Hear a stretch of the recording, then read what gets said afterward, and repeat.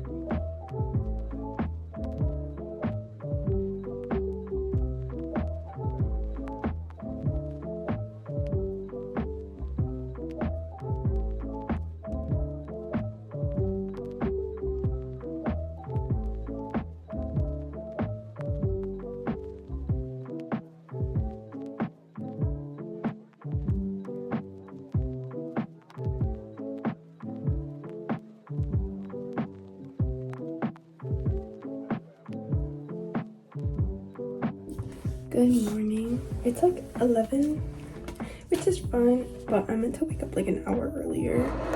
Or I did wake up an hour earlier, I didn't get out of bed until a lot later than I wanted to. Anyway, so today is Monday and I'm planning to do today because I have a pretty packed day, so I feel like I won't be able to read as much, but I am gonna head on the bus pretty soon. I have like 15 minutes here, and so with like on the bus I'll read Harry Potter. Where I'm at with Harry Potter is that it's mostly just like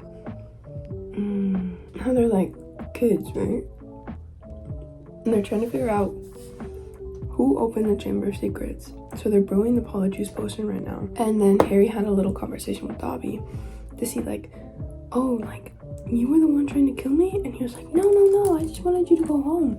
And so that's kind of crazy. Also, side note, my host mother from Spain gave these earrings to me. They're so big and I love them. I love earrings and I love it when they're big and dangly like that. That makes me feel so happy.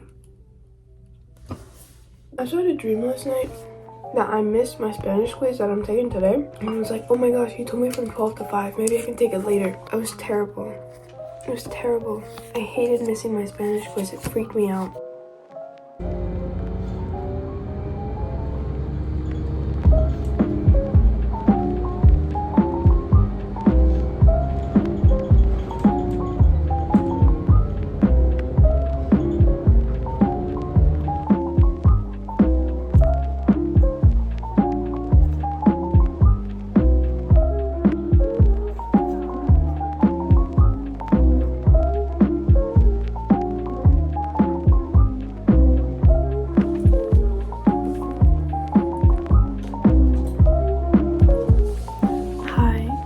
I just got back from class. I did a little bit of reading on the bus on the way to class. I didn't read on the way back because my friend dropped me off. And honestly, I thought that the buses only ran until like 5:30, but on my way home, I was like, wait a minute, that was the bus I take to get home. And I was like, does that mean that the bus system actually runs later than I thought? Because that's kind of like, I should have known that. Living here for a while, and I can't believe I didn't know that.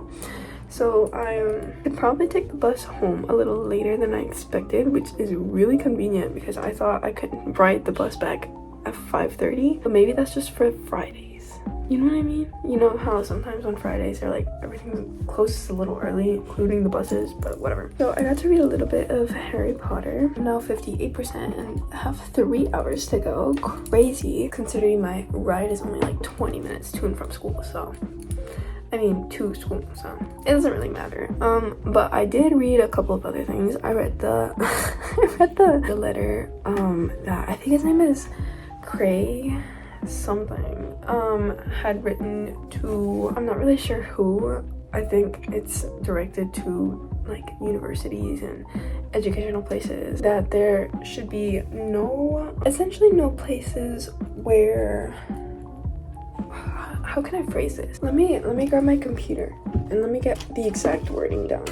So Craig Traynor, the acting assistant secretary for civil rights, the United States Department of Education, wrote a letter to, I guess, the education system, anywhere that teaches publicly, saying that any discrimination on the basis of race, color, or national origin is illegal and morally responsible. So they're pretty much saying that educational institutions have been discriminated against students on the basis of race, including white and Asian students, many of whom come from disadvantaged backgrounds and low-income families.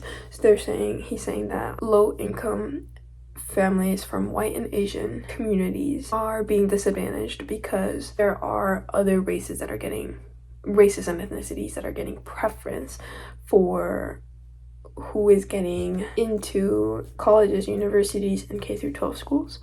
And they're using race as a factor in admissions, financial aid, hiring, training, and other institutional programming. This is like the scariest part of it all. Educational institutions have toxically indoctrinated students with the false premise that the United States is built upon systemic and structural racism and advanced discriminatory policies and practices. What I'm understanding from this, and I could be wrong, educational institutions have toxically indoctrinated students with the false premise that the United States is built upon systemic and structural racism and advanced discriminatory policies and practices. What Mr. Trainer is saying here is that the educational system is teaching students incorrectly that the United States is not based on systemic and structural racism. So he's essentially like, which I think is actually crazy to put that in there, because it isn't necessarily like, how can you say that have toxically indoctrinated students with the false premise? Because last I checked, there's a lot of evidence supporting that. And toxically indoctrinated is like really like, how do I say it? Like very passionate language towards something that against something that is very much something that's going on. I don't know. Anyway, so I read this as well, and I'm probably gonna read another research article and do some homework right now. How many pages is this? It says 4 pages. But I thought I would talk about what I read so far, so that's what I've read. Yeah, I'll probably see you later.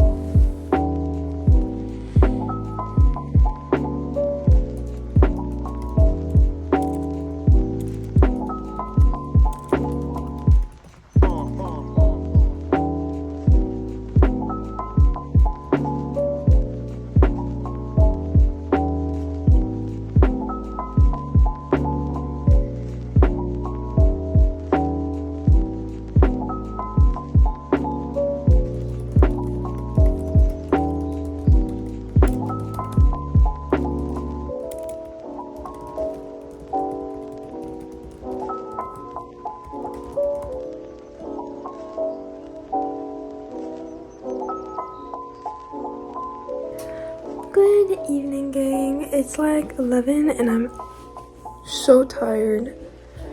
Literally just so very tired.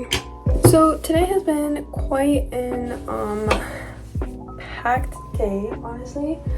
I read a lot actually, but I didn't read a lot of Harry Potter. I read I think half of the chapter for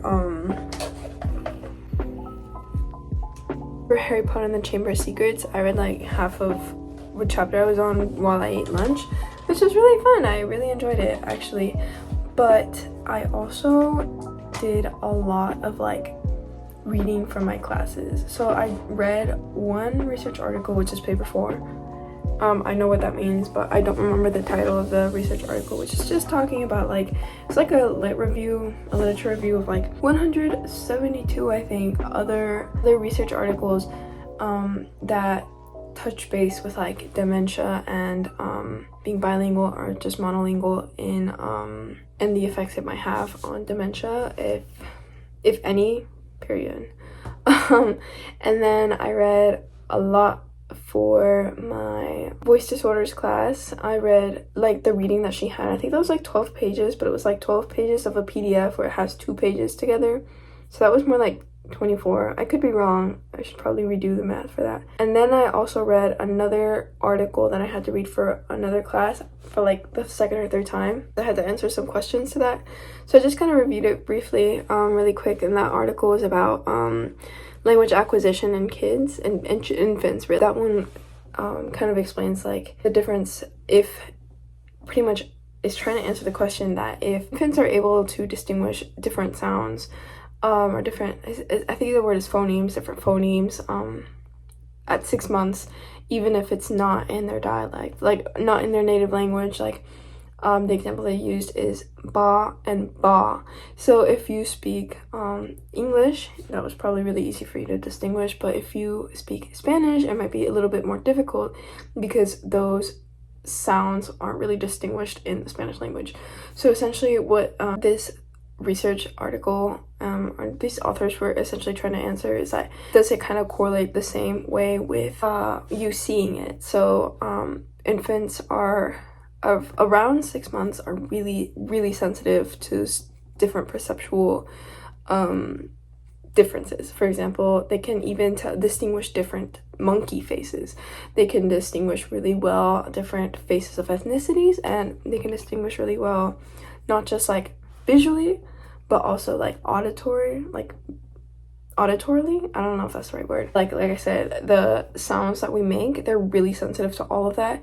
And then same thing with like musical rhythms, so they can distinguish really well between different cultural rhythms in music. It's really interesting, to be honest. But the older you get, at around 11 months typically on average, is when you start to lose that. I don't know if as an adult you can learn to distinguish those, but I think that's up for debate, because you learn.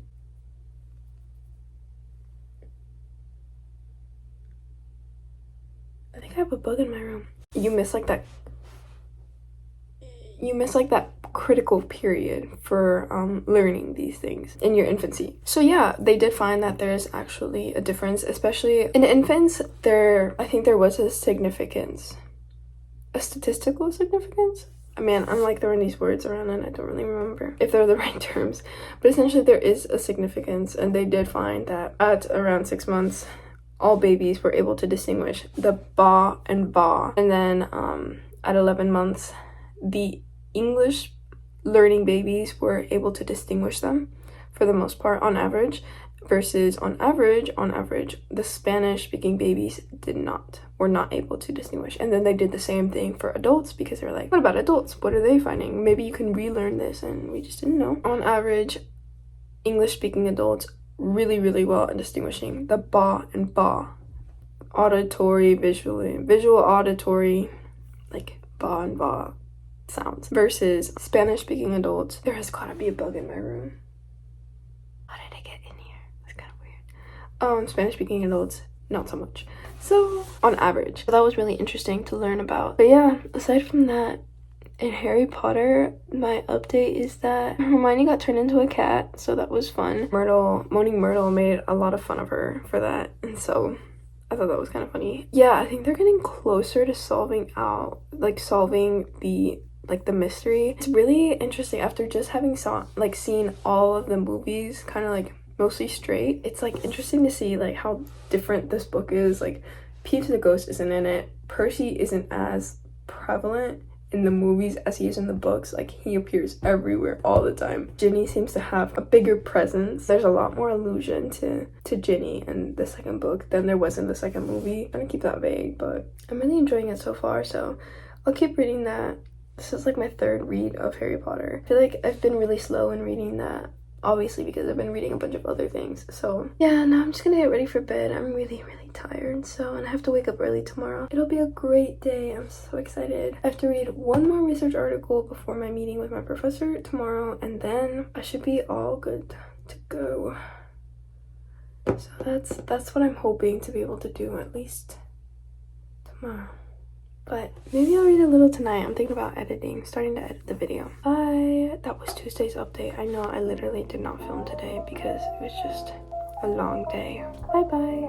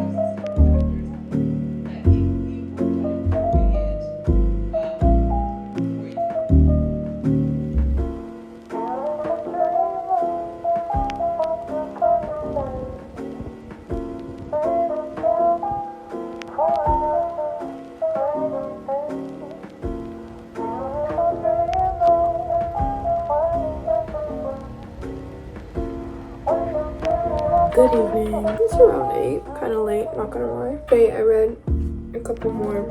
I progressed into my chapter of Harry Potter. I read on the bus on the way to school, and I didn't read on the way back because I called my parents and just to catch up a little with my family. And a little, I think, between classes. I advanced quite a bit. I think I only have like 3 more hours to go in Harry Potter. I have 70% read. But the issue is that I don't know how many more hours I can, like, actually I can look. I have 2 more hours to go. So hopefully I can finish that maybe tomorrow. Probably not, considering at the rate I'm reading. I did read a couple more research papers today.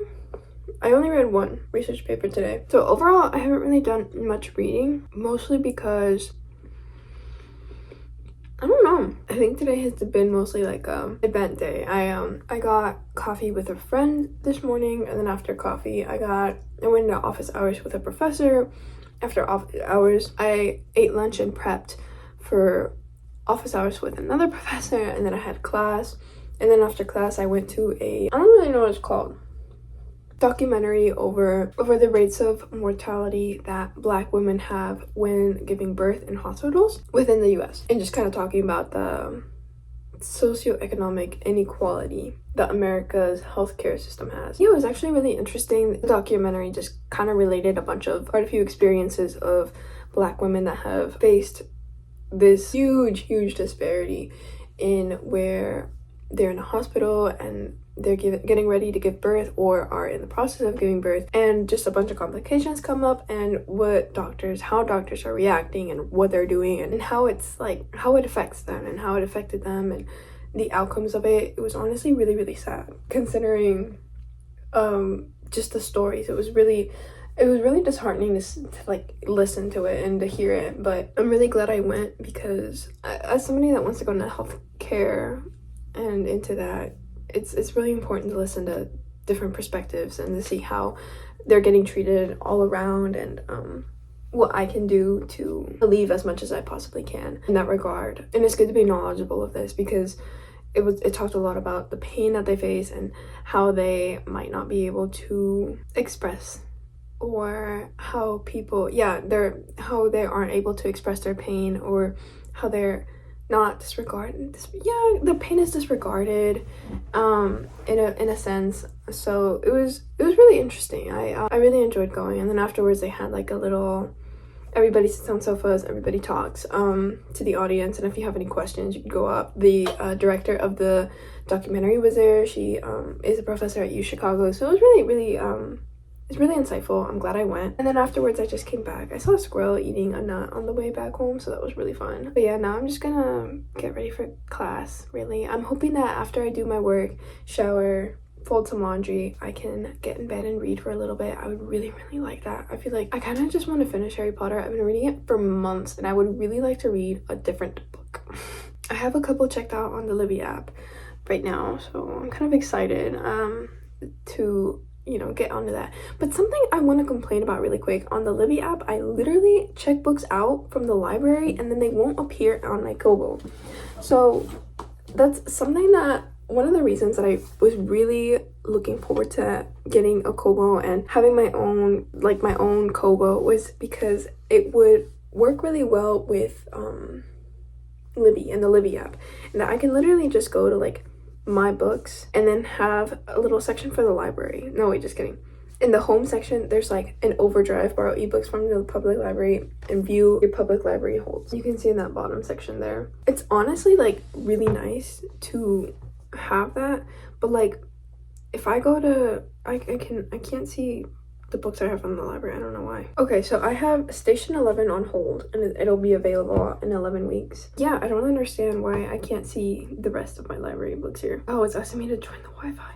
My Wi-Fi here is actually terrible. I cannot connect my Kobo to the Wi-Fi, but I can connect all my other devices. It just takes so long for the screen to pop up. I have to like make sure that I have everything downloaded while I'm like at school and on that school Wi-Fi, which is really frustrating because I would really appreciate being able to see it here. Anyway, so I know for a fact that I have a couple books checked out from the library, but they're not appearing here for whatever reason, and it's kind of getting to me and it's bothering me because it's like I checked them out from the library on purpose, but they're not appearing here, and I have to check them out from my Kobo, but then I don't understand it because I have it checked out on my phone, and it says that it's compatible with Kindle and EPUB, so I assume that should be able to work with my Kobo. I don't know if anybody knows anything about that, and it's really been bothering me lately.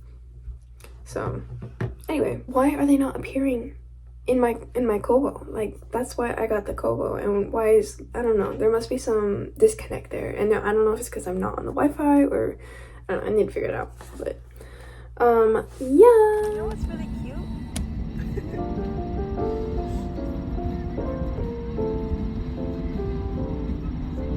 Oh my goodness, hello. I don't like this angle. I just finished my exam. Oh my goodness, there's somebody coming over here. Hang on. I just finished my exam.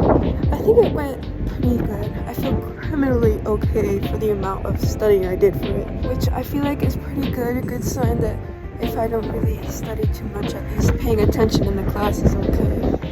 I don't know. It's really cold for a second. Now I'm hitting the orchestra. Hopefully I can read a little before that, but I have so much homework and I'd rather read at night.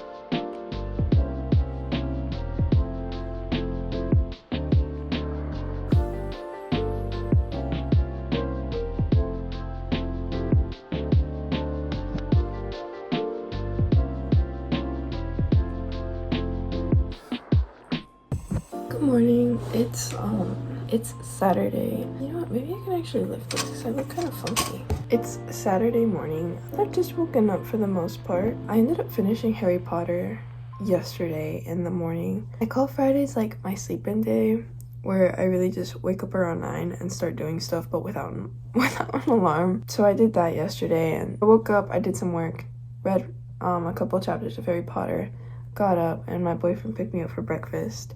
And we made chilaquiles, and then after breakfast, I finished Harry Potter, and then I went back to work and did more homework. I also started reading, like, Grimrose Girls or something like that. It's a book that I saw in the library, and I just checked it out for fun. And it's really YA, and I can tell it's, like, super YA. They talk about, like, I don't know, it's, like, kind of peculiar. So essentially, there's this group of, like, 3 or 4 girls, and I always mix up their names because they all have, like, I don't know, it's, like, I feel like it's definitely for, like, middle school to, like young teenage, mid-teenage age. Like, I can tell it's written for younger audiences, but all of the girls have, like, these very distinct personalities.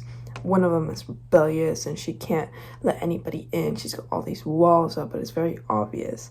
And another one's, like, perfect. She has to be perfect, and her mom is perfect, and she has to be, so therefore she has to be perfect. And another one's, like, nice, and she's really friendly and whatever. And their 4th best friend just passed away and died. And then there's another character that, like, moved in. She's looking for her dad or something like that. It's an interesting dynamic. No, it's just so funny because it's like girls are in this, like, school of a castle of a school. I think it kind of gets a little bit of inspiration from Harry Potter. No, just kidding, from boarding school. And so they're, like, learning, but I'm not really sure what. I think it's, like, magic. Essentially, there's this murder mystery going on because why would this girl, like, go to the lake, and if she didn't know how to swim at night? It's like that kind of thing. So they think it's the boyfriend, the ex-boyfriend, but they don't really know.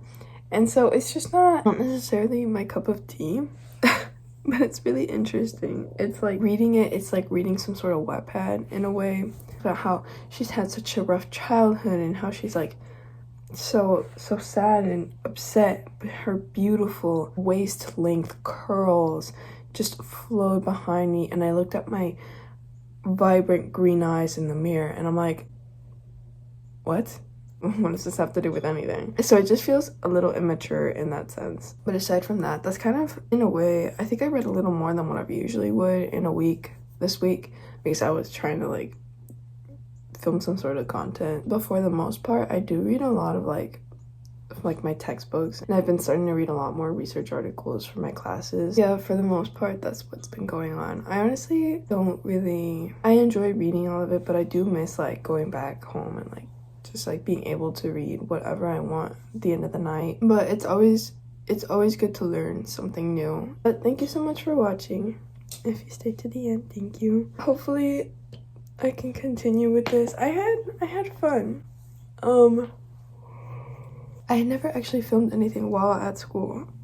Sorry, I keep like crying because I keep yawning. It's one of those. Yeah, I'm really excited to keep continuing the books I'm reading. Thanks for watching, and I'll see you in the next one.